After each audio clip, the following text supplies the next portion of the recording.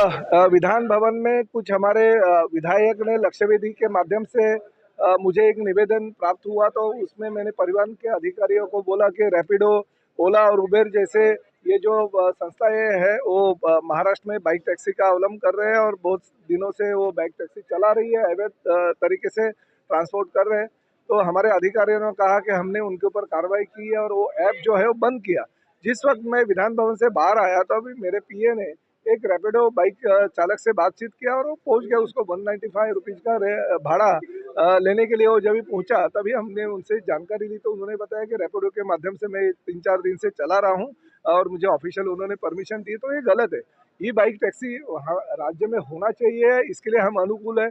हम विधिमंडल में भी वो प्रस्ताव जो है वो लेके आए, सैंक्शन किया हमारे कैबिनेट में और साथ ही में हम उनको परमिशन दे रहे हैं, मगर उतनी जल्दबाजी करने की जरूरत नहीं है और जो भी नियमावली है वो नियमावली का पालन सबको करना पड़ेगा।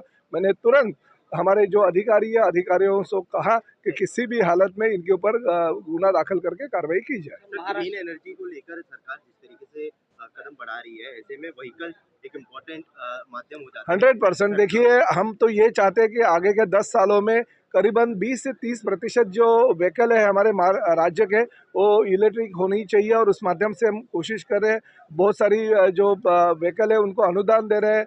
हमारे समृद्धि हो या अटल सेतु हो या हमारा दूसरा कोई चेक पोस्ट हो, वहाँ टोल नाका हो, वहाँ पे हम टोल फ्री भी इनको दे रहे हैं। तो बहुत सारी सुविधा हर हमारे जो आरटीओ के केंद्र है वहाँ पे हम विदाउट 1 रुपया लिए बगैर रजिस्ट्रेशन करके देते हैं। तो ई व्हीकल महाराष्ट्र में जल्दी से जल्दी पूरी तरह आना चाहिए, ये राज्य शासन का मत है। उस माध्यम से हम कोशिश करें। महाराष्ट्र में ट्रांसपोर्टर की हड़ताल के बाद जुलाई से करने वाले थे, उस पूरे विषय को नहीं, देखिए, मैंने 25 तारीख को भी ट्रांसपोर्टर के साथ मीटिंग ली थी। हमारे जो उदय सामंत है उद्योग मंत्री और साथ ही में हमारे जो भीमनवार है परिवहन के कमिश्नर वो भी थे।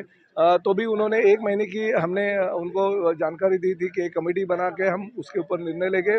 शासन सकारात्मक है और उसी तरह से कल आदरणीय मुख्यमंत्री जी के कहने के ऊपर हमारे जो चहल जी है, साथ में हमारे योगेश कदम जो राज्य मंत्री है और मैंने खुद मीटिंग ली और उनको 1 महीने की मोहलत देने की हमने मांग की है और साथ ही में हम सकारात्मक है। अगर हमारे ट्रांसपोर्टर के ऊपर अन्याय होता है तो निश्चित रूप से शासन उनके साथ में रहेगा, उनका अन्याय दूर करेंगे। आपके माध्यम से आज भी मैं यही कहना चाहता हूँ कि 1 महीने की मोहलत के लिए जो हमने कमेटी बनाई उसका रिजल्ट आने दो। रिजल्ट आने के बाद हम सकारात्मक निर्णय लेंगे। महिला के साथ thank you so much sir, thank you.